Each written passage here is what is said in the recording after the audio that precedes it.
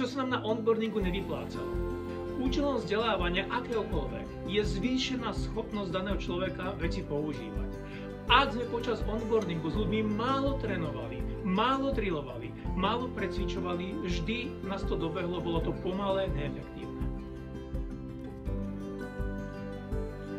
Za mňa, ak chceme niekoho efektívne prijať, musí byť daný presný harmonogram, ja urobím s ním toto, ty urobíš s ním tamto, kolega tamto, presný farplán, ako s tým človekom budeme pracovať. Inak to nebude efektívne, bude to plné prestojov.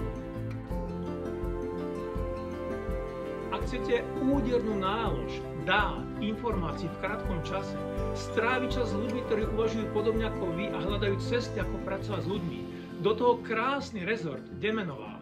Prídite, teším sa na vás.